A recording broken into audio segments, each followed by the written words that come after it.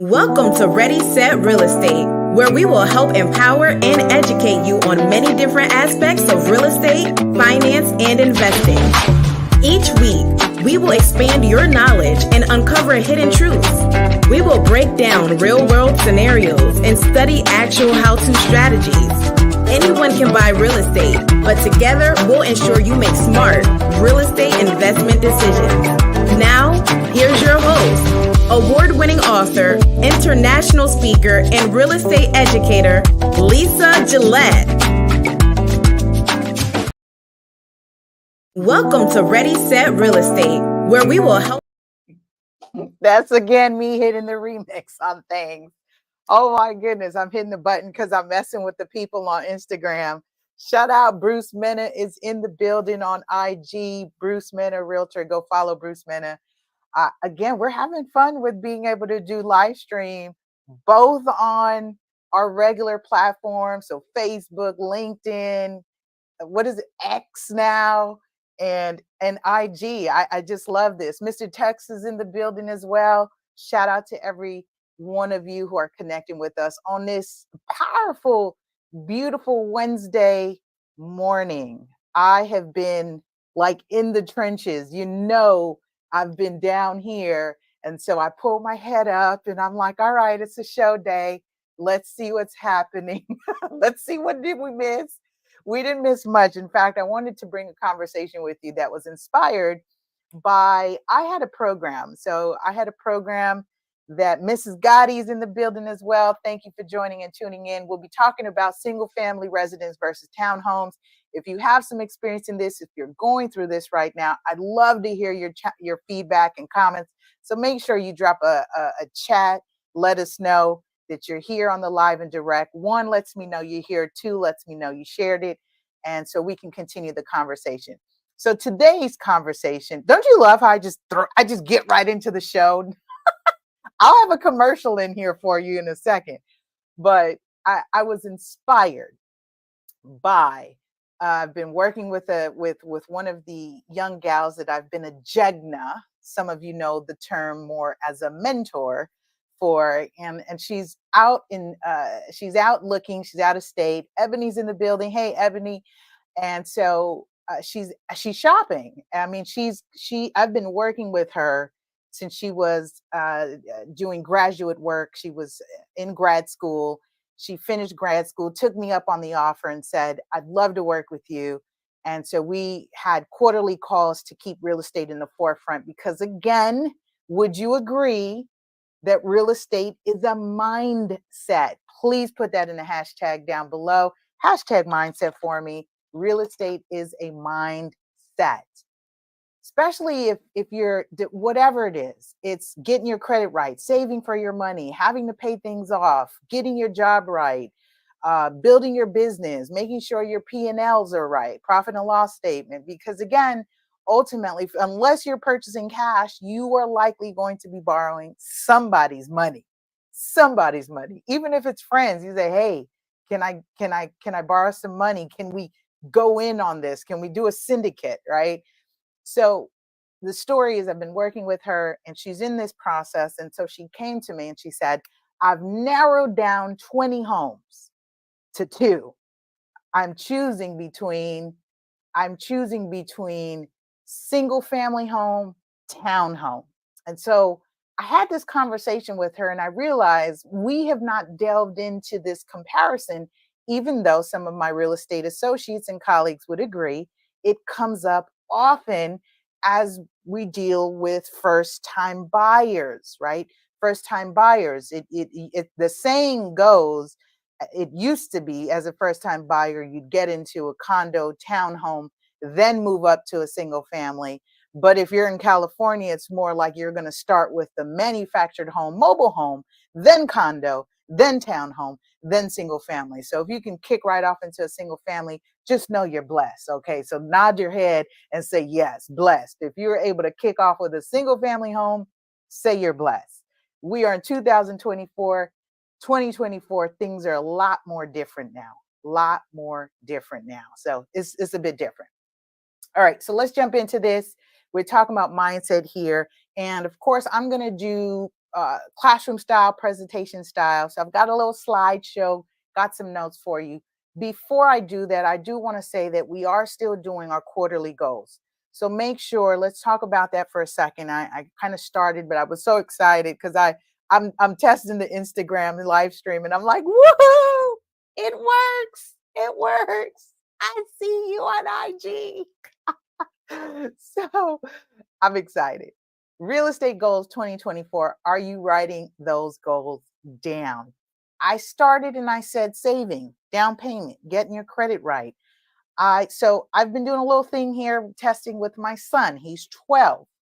Come 13, that's in April, I will start building his credit. I've now given him a checking account. Capital One offers a teen checking account for those of you with children. Hey, Bruce, this might be great for the nephews. Get them started. So Capital One offers a teen checking account, 0 fees, and they pay you interest on the money. So I've given Lathan, my son, $100, right? We give him cash. So I'm now transferring that in terms of an allowance. And he was excited because he can set up the Cash App. So because he said, Mom, the kids say at school, he's in middle school and they're talking about Cash App. Cash App and regular cash is now a thing that you have to distinguish between the Gen Z regular cash or Cash App. What are we referring to? So this is going to change the mindset and trajectory of how they purchase and invest in real estate as we talk about the savings and sourcing of funds, because they're using things like Cash App and Venmo and PayPal, which is, as you know, the banking situation here, or I would say the tax requirements will be changing effective this year. So if you're using those platforms, you will be getting a 1099, I think it's 1099K from those vendors who are reporting the exchange of money back and forth. So just look out for that. So let me just finish the stories. We're talking about goals here.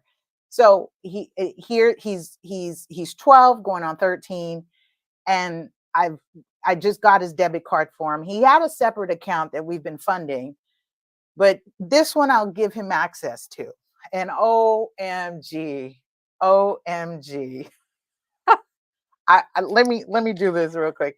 OMG, I gave him access to an account, y'all, and he orders Wendy's.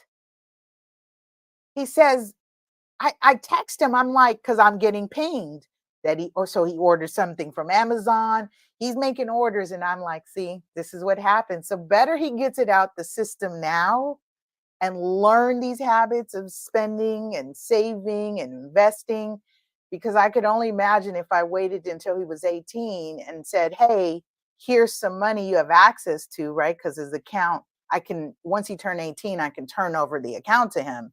And he's going to splurge. I mean, he's 12, so he's ordering from Amazon. Yesterday, I get an email or from the app. It says, there's a charge at Wendy's. And I'm like, yo, you're supposed to be at school. What are you doing? I send him an email. He doesn't have a cell phone, by the way. I know. That's my personal decision. We're working our way up to cell phones and social media apps. He's not there yet. And so I send him an email and I said, what are you, subject line, what are you doing at Wendy's? He responds, Mom, I'm not at Wendy's. I ordered something, it was so cheap. So I screenshot his transaction history for him.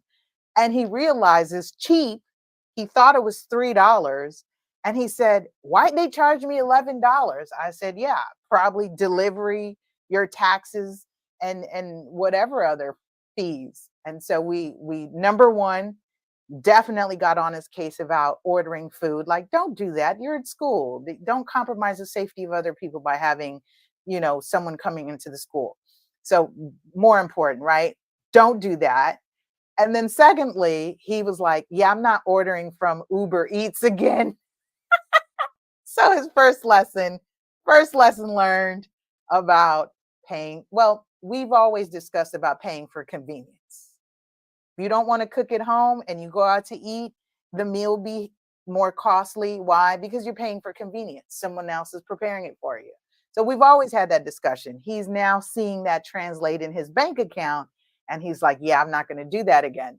So I'm excited that he's having these little nuggets of lessons on money. So I encourage you, if you have pre-adolescents and adolescents, talk to them about, this, give them a teen checking account. And like I said, I've got a credit card I just got for him that I'll be adding him as an authorized user, because it's 13 and up. You can add them as authorized users to build their credit. So I'll be building his credit so by the time he graduates high school and he's 18, he's got a profile and a credit history that he can use to his advantage. He may decide he wants to go off and go get an apartment or live on his own. My idea is, let's go use some of that credit. Let's get you working. Let's get you some income, use some savings. And by the time you're 21, 24, we can invest in a condo for you. You and your friends can go in and live in, and you can house hack that, right? They can pay you rent. You'll be a landlord at 21, 23. That's the game plan, because he's pursuing music for now, not necessarily real estate, but it's okay. We can give him the skill set. So I share this with you because we're talking about starter, right? Where to start. The conversation today will be about single family homes versus townhomes. All right, let me check in. Yvette's in the building. Markeisha K is here. Just saying hi to everybody. That's awesome. Let me go ahead and check in. Hey, on IG. Love it. Oh, love it. Okay. Let's do this real quick. Disclaimers. Information provided on this show should not be considered legal or tax advice. Please seek advice from those reputable licensed professionals. Keyword reputable. Not everybody's cut from the same cloth. So make sure you find somebody that's looking out for your best interests. All right. I keep hearing nightmare stories more and more about people doing crazy things. So let's not do that. And of course, we'll be right back after this sponsor break. We are on episode 38. So if you're new to us, make sure you check us out on all your favorite podcast platforms. All right, we'll be right back after this sponsor break. We know how challenging it can be to try and sell a home while also dealing with other financial and legal matters. We're here to help. Devenio Estates is the real estate firm you need to make sure your unique situation is handled as quickly and efficiently as possible. Our team of professionals has a combined experience of over 30 years in real estate, construction, and finance industries. As active professionals in the industry, we know the importance of timelines and pride ourselves in providing superior service without compromising integrity. We use industry software and copyrighted proposals so that our real estate agents submit accurate and complete listing information and buyer offers. Our goal is to exceed your expectations and set Devenio Estates as the go-to real estate firm for excellence in advocacy and superior services for our clients. Contact us today to learn more about our services. Of course, shameless plug. Shameless plug. If you're new to us, welcome back. Lisa Gillett, also known as super agent, broker, owner of our boutique real estate firm here in Southern California. Licensee, 17 years and counting. Broker as of, I think I'm in year 3. I had the audacity to open my own brokerage during the pandemic. And what a wild idea. And it's been a wild ride. And I am still grateful and happy that I'm still here as a testament to my joy and love for what I learn and do and serve in the real estate industry and community. Also known as a pricing strategy advisor, short sales foreclosure certified experience. And my favorite is I get to work with the senior specialist, so I hold that designation. All right. So that's a little spiel about me. All right. Let's share the slides, bring up the slides. We're talking about single family homes and essentially as a starter, and what to look out for. So my client, she says to me, what do you think? I think the key question is, what are your goals? What are you considering doing? Right? I'm moving my screen around so I can still see my folks on IG as the comments come in. So the question more so is single family versus townhome, as you're deciding in terms of getting your feet in the real estate market. Here's what I'll post. Budget, right? Price point is key. Budgeting for that is key. And what is the game plan? So on average, we are finding that I'm messing with LinkedIn right now. Like, what is going on with LinkedIn? LinkedIn is like, wait, what is happening? Okay. I don't know, and I'll have to fix it later. LinkedIn, you'll get the replay. It's all good. So with that being said, so the question is, so ask yourself two things, right? So let's look at pricing, your purchasing power. I don't like to use the word affordable because affordable kind of limits folks and has a negative connotation. So I want to uplift you and say, what is your purchasing power? Write that in the chat below, purchasing power. What is my purchasing power? That means essentially how much property, how much real estate can I buy based on my down payment, based on the interest rate, based on the loan amount. How much can I buy? Not necessarily how much I can afford, because I believe in you. I believe in you. You can have anything your heart's desire. This is a stepping stone into that, right? Stepping stone into that. So, number one, pricing and purchasing power. Number two, ask yourself, is this the forever home? Is this a forever home? Why? Because oftentimes people get turned off with what their pricing or the purchasing power can get them. They get completely dissuaded because what they have set in their mind is the grandiose idea of having a large home. But you don't necessarily need to start there. In fact, our job as real estate professionals, and a lot of my colleagues know this, is what we do for a living is called a reality check. Put that in the box below. What we do is a reality check. And it's a reality check to whether you've got, what's the saying? Champagne taste, but beer budget, beer pockets. You may have this grandiose idea of what you can buy, and then the reality is, our reality check says this is what your pre-approval says. So let's work with that strategy. In this conversation that I was having with this young lady, she said, I always remember about you telling me about building my real estate portfolio. Here's an opportunity. She wanted to go conventional because with working with me, she knows that FHA can be the more pricier of the two types of loans. You either go conventional or you go an FHA insured loan.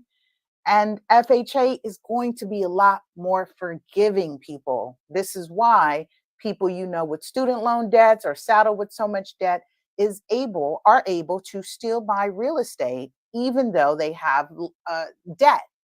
FHA is a lot more forgiving and allowing you to have a higher debt to income ratio. I'm using a lot of real estate terms here, a lot of real estate words, but we are in episode 238, which means you've got 200 plus episodes. You can go back and learn the terminology, get hip to it, immerse yourself in the conversation of real estate so that it's a normal thing. That's what we do here on Ready, Set, Real Estate. We normalize real estate conversations, terms, vocabulary, and experiences. I love that. I just made that up. I feel like that's like a new thing we should do. We normalize real estate experience. Oh my gosh, that's a good one. Hold on. We normalize real estate. I've got to make a note for myself. You see how inspiration just comes all the time. All right. Listen, coined it on February 28th, 2024. We normalize real estate experience on Ready, Set, Real Estate. Okay, let's continue.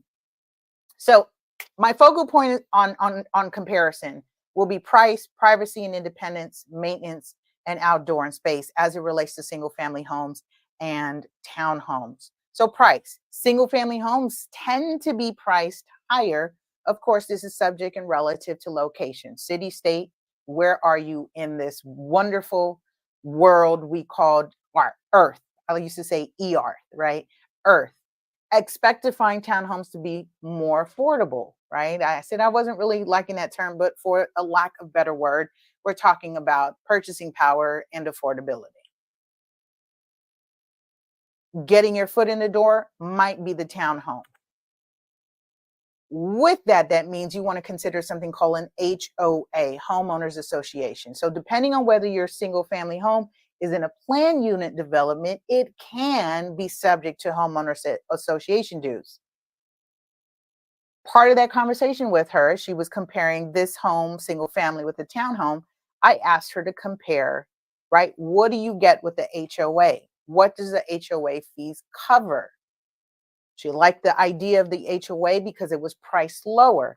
But the key question number 2, was what's the long-term plan? Is it forever home, or do you think that you are likely to sell this home, or if purchased right, and if rents in the area are strong, does this make for a good rental property? I know oftentimes people aren't thinking about that, but hey, she has an opportunity as a single person, not married, no kids. She can think long term. Isn't this something to groom your children or groom yourself or condition yourself if you have the opportunity, whether you are community living, right? That's a fancy word for living with family. This is where we are now. We live with family. If you have the opportunity to save up and use that benefit, hey, SETI 55, if you use that benefit for community living, then perhaps it gives you more of an opportunity to think long term in terms of your next real estate acquisition, or even if it's your first real estate acquisition. I've had a client who used a conventional loan. He purchased a condo. After the condo, he purchased a duplex. After the duplex, he moved out of state during the pandemic. He purchased a property out of state. Why? He was able to do that. He used a conventional on the condo. He used FHA on the duplex. So he's putting less than 4% down on both these properties. So now it's essentially 3 units, a portfolio of 3 units. He moves out of state. He's more than 165 miles from the FHA property, which means he can use another FHA loan because he's more than 165 miles away, living across on another state. Buy another property, FHA, you see, get the right folks around you, mindset. Then you start to see how people are acquiring on their finances, on their savings, and they keep doing it one after the other. Building the portfolio comes with time, but that also means that you should be thinking about what the game plan is and what's the strategy, which is why we start off with the show talking about quarterly goals. What are your 2024 goals? And it should be something as small as I'm going to save. I'm going to get my credit up. I'm going to learn more about different loan options, right? I might learn more about seller financing. Maybe I won't use the traditional ways of getting a loan, but maybe I might learn how to structure a seller financing deal where the seller can finance part of the purchase price. And I've met clients like that who bought tons of property just working directly with seller financing. There comes pros and cons with that. Spend time understanding it and learning it. So with HO fees, they're not just charged on condos and townhomes. So you can have single family in planned units, PUDs is what they call, planned unit developments, that may be subject to the HOA fee. So I wanted to throw that out there as we're discussing single family homes versus townhomes. It's not necessarily one has HOAs and the other doesn't. It depends it depends on the development, especially as we're seeing more of the planned developments happening in our areas. So pros and cons as we continue with single family versus townhomes and which to buy. Privacy and independence. Here's a key thing as we explore the differences. Based on location and build, a single family home can provide more privacy and independence. You are allowed to make changes as you see fit without being subject to the CC and Rs. I'm going to drop that in the chat below, CC and R. I'm over on Instagram, you guys. So that's where the chat's kind of happening. So CC or R is my covenants, right? Conditions and restrictions. This is a real estate show, so you'll have a lot more real estate words for you to look up. There we go. As we talk about these differences. So with the CCNRs, they will be restrictive in townhomes, meaning something as simple as not being able to paint the exterior color of your unit, of your property. Yes, it's your house. However, the CCNR, the master policy, or the guidelines, which you get a nice packet, and you should read through that and understand what you can and cannot do. So single family home will afford you more of that flexibility of changing colors, also maybe doing additions that a townhome will not allow you to do. Key difference here. Townhomes, as it relates to amenities, definitely give you the option of having community pool, gyms, community center. I know we had my grandmother's 80th birthday party in a shared community space.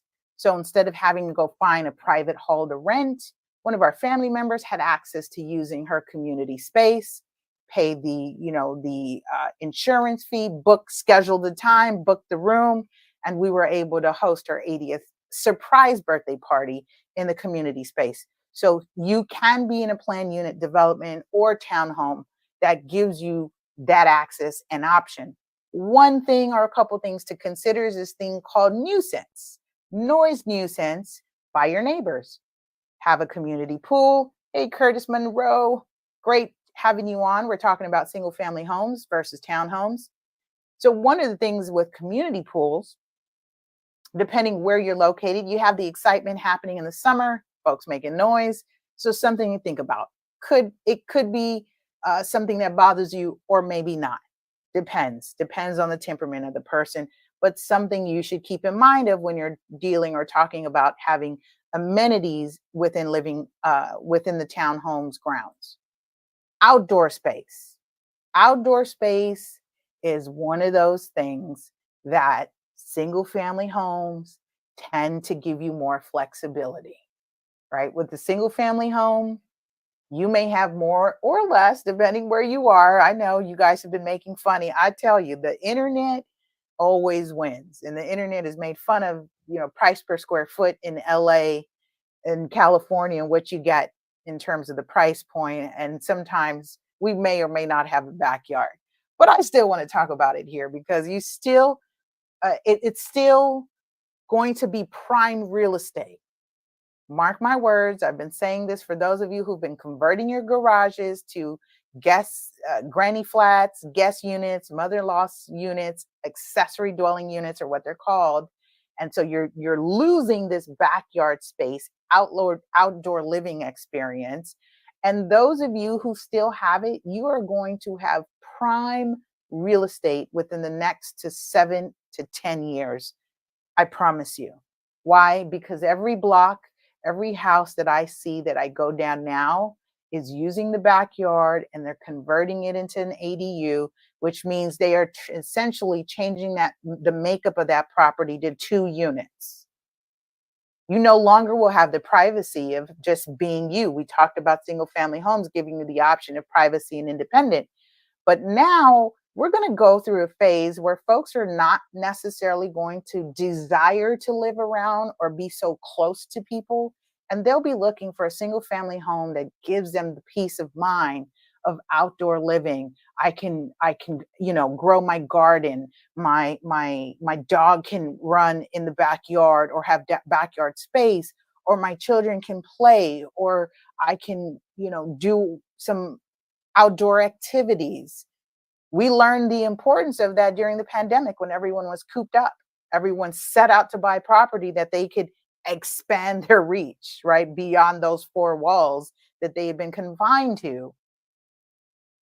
So some things to think about as you are purchasing, and thinking about if the long game is to resell the starter home to something else, is the desirability of the buyers. Are they going to desire something that's been converted? What are your market trends in your area? I'd love to hear. What are you seeing? As I shared here, things are going up, right? Meaning we're seeing a lot more commercial properties and single family homes that are sitting on 5,000 square foot lots, even 4,000 square foot lots, are being torn down and built up into multi-family, right? California, if you didn't know, news alert, is leading the nation in our homelessness crisis. We have a large and growing population of people who are unhoused. And I did a show and a topic about that, of the face of a homeless person has been changing dramatically over the years. In fact, there's a new thing, and we did an episode on van lords. We have people purchasing mobile homes and mobile vans and renting them out to people who are unhoused. And so we know that our city council folks are trying to come up with a way to regulate landlord and tenant relationships between van lords and their tenants. That's a real thing. As we're talking about pricing, we're talking about the changes in the markets. What are you seeing? All these play into whether you decide to go single family versus townhome. You may purchase a townhome in an area that's not necessarily, it could go in both ways. Depending on price point, it could be an older community, an older townhome, or vice versa, single family home in a newer community, in a newer area, newer home. In LA, which is my market, we tend to see the resale of property, of older properties, believe it or not, homes being resold that were built from the 1920s to 1950s, 1960s. Unless my client is very specific and has specific requirements and says, I don't want anything older than 2010 or 2018, that means we're likely going to be going out of area to look at properties and developments that are serving new construction and have the area, right, to do that. Because again, pricing is a beast. Pricing is a beast here. All right. Short, sweet, and simple. This has been fun. Thanks for tuning in. If you have any questions or any specifics regarding your situation, you love to talk to an expert, feel free to reach out to me direct, 323-488-3265. Again, that's 323-488-3265. That's my direct line. You can text or call me, send me an email, let me know what you think about the show. If you've got any show ideas or show guests, let me know. In fact, in these next coming months, as I delve more into my school studies, I am exploring the idea of having a guest show host. So I think we're going to be taking this to another level where I'll be interviewing and bringing on someone who'd like to be a guest show host on days and times and schedules that I need for myself in terms of what I'm working on. And again, this is all to the bigger scheme of things here. Again, Ready, Set Real Estate, where we normalize the real estate experience. Oh, I love that. See, I came up with that today. Now I'm using it. I'm totally using that. That's official. Ready, Set Real Estate, where we normalize the real estate experience. All right, we'll see you next week on another information-packed episode right here, same time, same place on your favorite social media platform. Take care, guys. Bye. Thank you for listening to the Ready, Set Real Estate Podcast with Lisa Gillett, the LA Super Agent. Please like, subscribe, and share LA Super Agent everywhere on your favorite podcast platform.